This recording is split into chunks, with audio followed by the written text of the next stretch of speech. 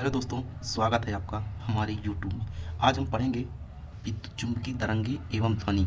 विद्युत चुम्बकीय तरंगे एवं ध्वनि जो कि बहुत इंपॉर्टेंट है हमारे प्रतियोगी परीक्षाओं के लिए, कम्पिटिटिव एग्जाम के लिए बहुत इंपॉर्टेंट है। इससे क्वेश्चन बनते हैं और बहुत ही सिंपल टॉपिक होता है। अगर आप एक बार अच्छे से इसको पढ़ लो तो फिर आपको सारी चीज़ें क्लियर हो जाएगी। ये देखो, ये जो नोट्स हमारी खुद की पर्सनल नोट्स को हमने इस तरह कंप्लीट किया है। जो हमारी खुद की नोट्स होती है उसको मैंने बेहतर तरीके से बना करके आपको एक एक चीज़ें पढ़ाएंगे। ठीक दोस्त, अगर आपने इतना कर लिया तो फिर आपको इस चैप्टर से परेशानी नहीं होगी। जैसे मैंने कंप्लीट किया था वैसे ही आपको हर चीज़ें मिल जाएगी। सारी बुकों का एक ही जगह निचोड़ मिल जाएगा आपको। ठीक, तो ये हमारे नोट्स के द्वारा बनाया गया, ये मेरा लिखा हुआ नहीं, मैंने इसको टाइप भले किया हूँ, एआई के द्वारा इसको मैंने नोट्स में कन्वर्ट किया हूँ, लेकिन है मेरी नोट्स, खुद की नोट्स है। ठीक, तो एक एक चीज़ों को हमको इसको पढ़ना है दोस्त। ठीक है, बहुत बेहतरीन तरीके से सारी चीज़ें सिस्टमेटिक मिलेगी आपको।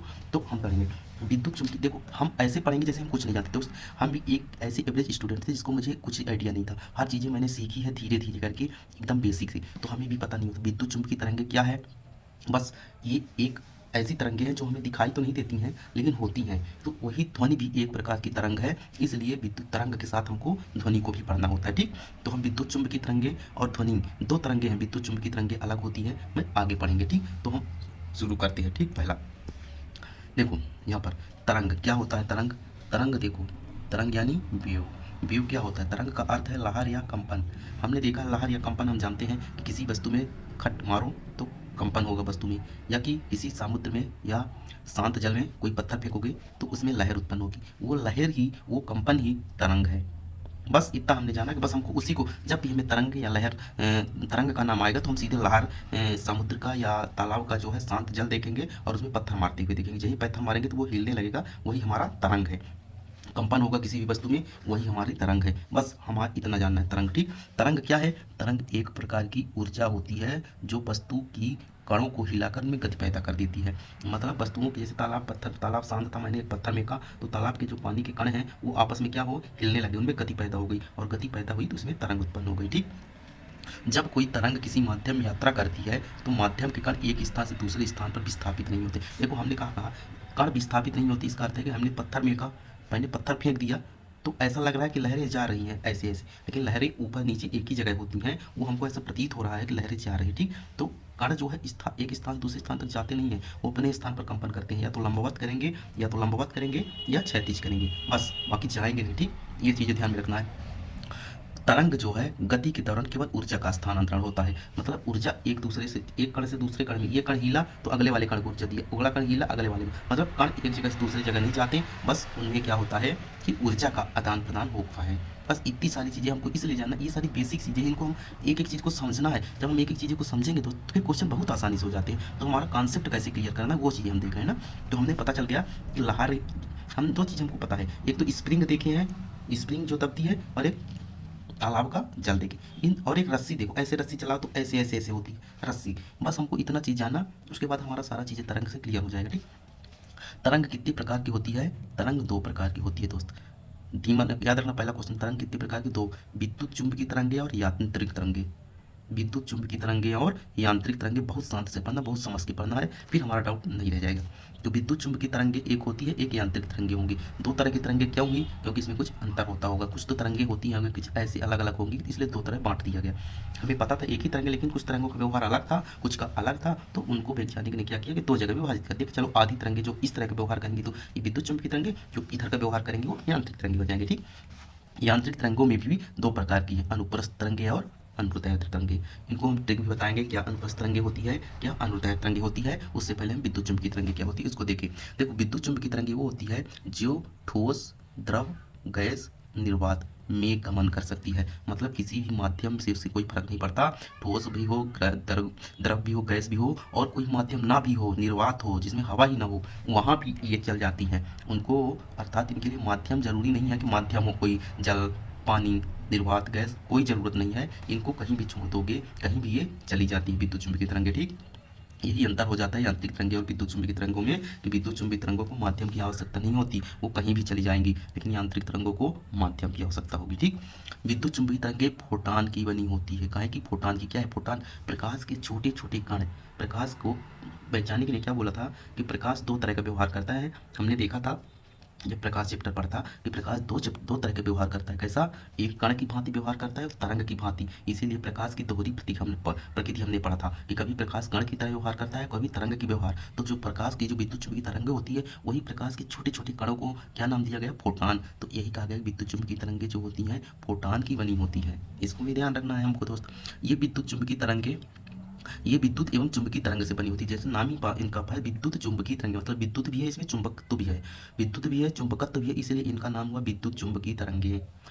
ये एक दूसरे के लंबवत गति करती है। कैसी गति करती है? एक दूसरे के लंबवत, ऐसे ऐसे ऐसे लंबवत गति करती है। ठीक, ये अल्फा बीटा गामा में केवल गामा विद्युत चुंबकीय तरंगे। ये एग्जाम्पल कभी कभी क्वेश्चन पूछ लेता है कंफ्यूज करने के लिए कि विद्युत चुंबकीय तरंगे कौन कौन है, अल्फा बीटा गामा में कौन विद्युत चुंबकीय है? तो विद्युत चुंबकीय तरंगे सिर्फ गामा है।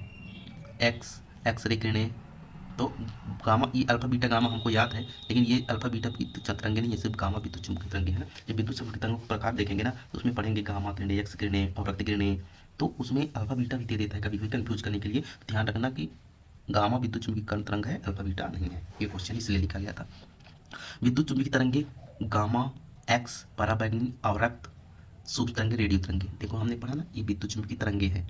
आगे ये देखो,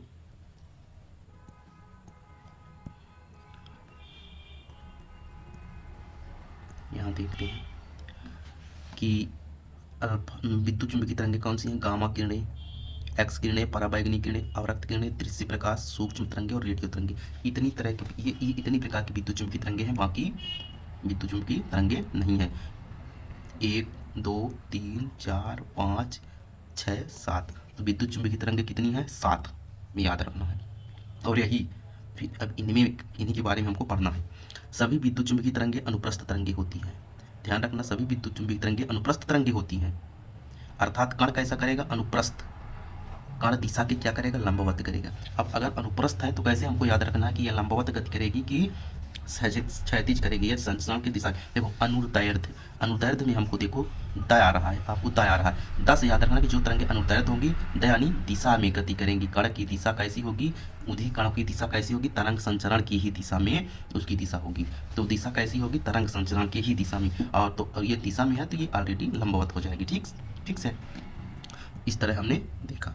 अब अगला पढ़ते हैं कि इन तरंगों के बारे में सर्वप्रथम किसने बताया था? मैक्सवेल ने। विद्युत चुंबकीय तरंगों के बारे में सर्वप्रथम किसने बताया? मैक्सवेल ने।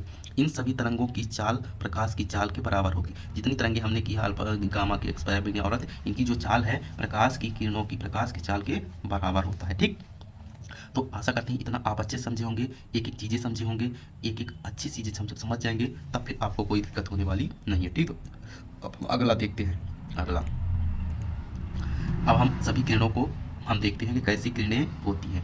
तो ये देखो चित्र कितने सुंदर से बनाया गया है कि देखो यहाँ पहले पास पास पास पास, फिर धीरे धीरे दूर होते होते होते होते होते होते होते होते ये देखो दूर होती गई ना। ये क्या होती है? तरंग दैर्ध्य का बढ़ता क्रम बताया गया है। देखो ये देखो इसकी तरंग दैर्ध्य क्या होता है? तरंगों, सबसे पहले हम इस तरंग को समझ लेते हैं तो फिर हमको आसानी हो जाएगी तरंग दैर्ध्य क्या है, बाकी क्या है। तो सबसे पहले ये जान लेना कि ये गामा किरणें सबसे शुरू में होगी, रेडियो तरंगे या रेडियो तरंगे विद्युत चुंबकीय तरंग सबसे अंतिम में होगी। क्या ये इनका जो तरंग दैर्ध्य के बढ़ते क्रम में है कि इनका तरंग दैर्ध्य सबसे कम, फिर इनका कम, फिर इनका इनसे बढ़ते। देखो एक बार पढ़ ले फिर अच्छे से इसको समझाएंगे डायग्राम से।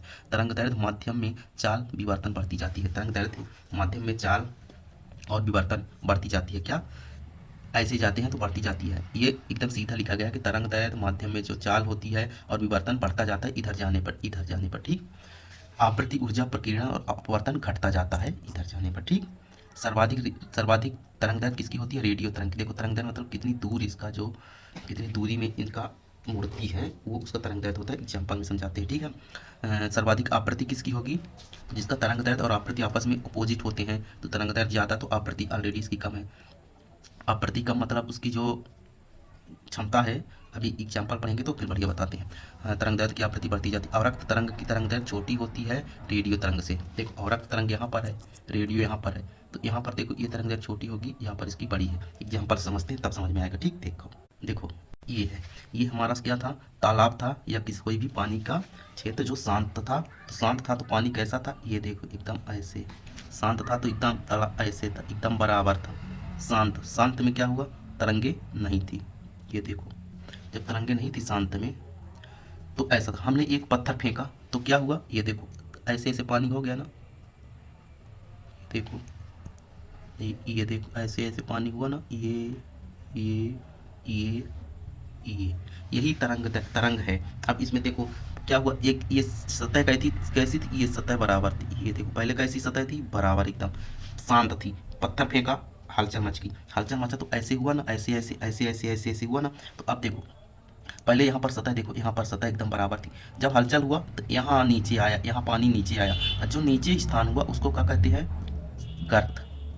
और जहाँ पानी सबसे इस शांत वातावरण से पानी सबसे ऊपर कहाँ तक गया, यहाँ तक गया, तो सबसे ऊपर वाले भाग को श्रृंग कहते हैं, श्रृंग और गर्त। सबसे ऊपर श्रृंग, सबसे नीचे क्या है, गर्त। ठीक, अब ये बताओ, एक श्रृंग यहाँ सबसे ऊपर उठा, फिर जाके नीचे गया, फिर सबसे उठा, यहाँ से यहाँ तक की जो दूरी को हम बोलेंगे वेवलेंथ, यानी तरंग दैर्ध्य।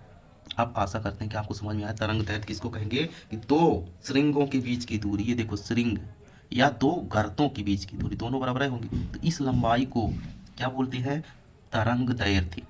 तो अब हमको आशा करते हैं कि तरंग दैर्ध्य याद आ गया, किसकी लंबाई ज़्यादा है, जिस तरंग की लंबाई ज़्यादा है उसकी तरंग दैर्ध्य ज़्यादा, जिसकी लंबाई कम है, अगर इतनी दूरी में ऐसे रहेगा, देखो इसकी तरंग दैर्ध्य, इसकी तरंग कितनी कम है ना, तो जिसकी तरंग दैर्ध्य कम है इसका मतलब उनकी जो तरंग है बहुत जल्दी जल्दी पास पास में हो रहा है। तो अब तरंग दैर्ध्य तो हमें समझ में आ गया, श्रृंग गर्त भी समझ में आ गया। आयाम फिर पढ़ेंगे। अब देखो नेक्स्ट पे में समझते हैं। ये देखो ये है हमारा क्या, इस तरह समझ में आ गया होगा कि हमने तरंग दैर्ध्य पढ़ा। क्या है तरंग दैर्ध्य, तरंग दैर्ध्य ये है, तरंग दैर्ध्य दो श्रृंग या दो गर्त। श्रृंग क्या हुआ, माध्य स्थिति से कितनी ऊंचाई तक गया, सबसे ऊंचे पॉइंट को श्रृंग, और माध्य स्थिति से कितनी सबसे नीचे पॉइंट को गर्त, गर्त बोलते हैं। और दो श्रृंग यहाँ से गई, यहाँ फिर गई, तो इन दोनों श्रृंगों के बीच की दूरी को लैम्डा यानी तरंग दैर्ध्य कहेंगे। माध्य स्थिति से कितनी ऊंचाई तक गया है उसकी लंबाई को, उस दूरी को आयाम कहेंगे। और एक सेकंड में कितना राउंड मार दे रही है तरंग, उसको आवृत्ति कहेंगे। तो आशा करते हैं ये सारी चीज़ें आपको समझ में आ गया होगा। ठीक, अब आगे देख, तो हम सभी एक एक तिरंगों को अगर अच्छे से पढ़ लेंगे तो हमारा काम हो जाएगा। देखो विद्युत चुंबकीय तरंगों की जो चाल है सबसे तेज निर्वात में होती है, उसके बाद गैस में, द्रव में, फिर ठोस में। तो हमको पता चल गया सबसे ज़्यादा निर्वात में इसकी स्पीड होती है। अब एक एक तरंगों को हम अच्छे से पढ़ लेंगे, इससे क्वेश्चन जरूर पूछा जाता है, उसको ध्यान में पढ़ना है। पहला हम पढ़ेंगे गामा किरणें। गामा किरणों की खोज किसने की थी, बैकुरल ने। इसको भी ध्यान में रखना है, खोज किसने की, सभी तरंगों की खोज किसने की है उसको हमको ध्यान में रखना है। गामा किरणें की खोज किसने की, बैकुरल ने की थी। इसका उपयोग याद रखना है कि गामा किरणों का उपयोग कहाँ होता है, तो ध्यान रखना रेडियोथेरेपी और खाद्य संरक्षण में गामा किरणों का उपयोग होता है। ठीक, फिर देखिए क्या होता है कि सर्वाधिक वेधन क्षमता किसकी होती है, ये प्रश्न पूछा जाएगा। सबसे ज़्यादा वेधन क्षमता किसकी होती है, तो गामा किरणों की होती है। क्यों, वेधन क्षमता मतलब किस पार कर देती है किसी भी सतह को, मोटी लोहे की चादर को भी फेंक देती है, नाभिकों में रेडियो एक्टिव क्षय के दौरान उत्पन्न होती है, फोटोग्राफिक प्लेट को प्रभावित करती है। ठीक, एक्स किरणें देखेंगे। दूसरा एक्स किरणें, जो हम एक्सरे कराते हैं तो उससे जो किरणें निकलती है उसको एक्स किरणें कहते हैं। इसकी खोज रॉन्टजन, तो हमको एग्जाम इतना ध्यान रखना, रॉन्टजन ने खोज की थी। एक्स किरणों की खोज किसने की थी, रॉन्टजन ने। उपयोग क्या है, टूटी हड्डियों का पता लगाने के लिए, टूटी हुई हड्डियों का पता लगाने के लिए इसी एक्सरे किरणों का उपयोग किया जाता है। सीटी स्कैन में किया जाता है, रेडियोग्राफी में अणुओं की संरचना का पता लगाने के लिए एक्सरे किरणों का उपयोग किया जाता है। ठीक दोस्तों, फिर आगे देखते हैं पराबैंगनी किरणें। पराबैंगनी किरणों के उपयोग कहाँ होता है। ठीक, पराबैंगनी की खोज किसने की थी, सबसे पहले खोज किसने की थी, रिटर ने। उपयोग क्या है, जीवाणुओं को मारने में, नकली जाली नोट का पता लगाने के लिए, बहुत इंपॉर्टेंट है पराबैंगनी किरणों का उपयोग नकली जीवाणुओं को मारने के लिए और जाली नोटों का पता लगाने के लिए किसका उपयोग किया जाता है, पराबैंगनी किरणों का। तो ये दोनों को ध्यान में रखना है। ठीक है, पराबैंगनी किरण बहुत इंपॉर्टेंट है, खोज रिटर ने की थी जीवाणुओं को मारने के लिए और ये तीनों चीज़ों को हमको ध्यान में रखना है पराबैंगनी किरणों के लिए। ठीक, अब देखते हैं इसको देखते हैं कि अवरक्त किरणें। आवत ही हर्षय नहीं, नयनय नहीं स्नेह। हर्षय, हर्षय से आता है हर्षेल, तो ध्यान रखना जब भी आवत ही अवरक्त पढ़ना तो ये ज़्यादा दोहा याद रखना, आवत ही हर्षय नहीं। अवरक्त किरणों की खोज हर्षैल ने की थी, विलियम हर्षैल ने। और सबसे इंपॉर्टेंट काम है, टीवी के रिमोट में किसका उपयोग होता है, अवरक्त किरणों का उपयोग। गर्मी पैदा करती है, टेम्परेचर, ये किरणें जहाँ पर आएगी तो वहाँ पर गर्मी पैदा करेगी, मौसम गर्म हो जाएगा। ठीक, ताप सेंसर में आजकल देखो हर चीज़ें सेंसर की आने लगी है, नल के नीचे हाथ डालो अपने आप पानी निकलने लगे, मतलब हर चीज़ें सेंसर से चल रही है, तो सेंसर में अवरक्त किरणों का उपयोग किया जाता है। कुहरों में, फोटोग्राफी में किसका उपयोग किया जाता है, अवरक्त किरणों। ध्यान रखना ये एक चीज़ें आपको एक जगह नहीं मिलेगा, कई सारी बुकों से मिल करके, कई सारे प्रीवियस ईयर से मिल करके एक जगह सुरक्षित रखा गया है, तो ये सारी चीज़ें आपको एक जगह मिल रही है, सारी चीज़ें तो आपको बहुत इंपॉर्टेंट है दोस्त। ठीक, दृश्य प्रकाश की खोज किसने की थी? न्यूटन ने। ध्यान रखना, वस्तु इसी के कारण किसी वस्तु को देखते हैं। सूर्य के प्रकाश में जो किरणें होती है वो दृश्य किरणें ही होती है। बल्ब में क्या होता है? दृश्य किरणें होती है। तो इसी के कारण हम क्या होता है, वस्तुओं को देख पाते हैं। सूर्य से, बल्ब से इसका उत्पादन होता है और प्रकाश संश्लेषण में इसी दृश्य प्रकाश का उपयोग होता है। सूक्ष्म तरंगें क्या होती है? जेसी बोस ने इसकी खोज की थी। उपयोग वाईफाई, ब्लूटूथ एवं गाड़ी की स्पीड का पता लगाने के लिए सूक्ष्म तरंगों का उपयोग किया जाता है। हम जल्दी से पढ़ा दे रहे हैं लेकिन ये समझ लेना बहुत इंपॉर्टेंट चीज़ पढ़े। रेडियो तरंगें, इसका उपयोग रेडियो तरंगों का प्रयोग रडार में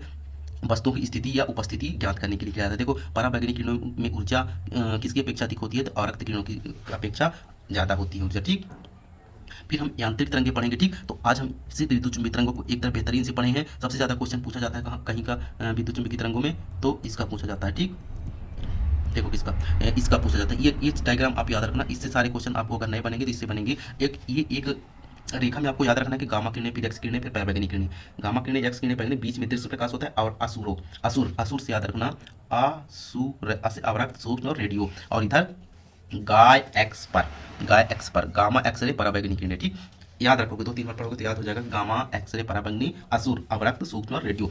तो ये रेडियो तरंगों की देखो इमेज, या ध्यान रखना, रेडियो तरंगों की जो दूरी होती है, अवरक्त दूरी होती है, और जो तरंग दैर्ध्य ज़्यादा है तो आवृत्ति कम। आपस में तरंग दैर्ध्य एक दूसरे के अपोजिट होता है। ठीक, तरंग दैर्ध्य जो होता है, तरंग दैर्ध्य आवृत्ति बराबर 1 तरंग दैर्ध्य या 1 लेमडा। आवृत्ति n बराबर 1 लेमडा आपने पढ़ा होगा। तो ये आवृत्ति और तरंग दैर्ध्य आपस में एक दूसरे के होते हैं। तो जहाँ आवृत्ति ज़्यादा, तरंग दैर्ध्य कम, आवृत्ति कम, तरंग दैर्ध्य ज़्यादा।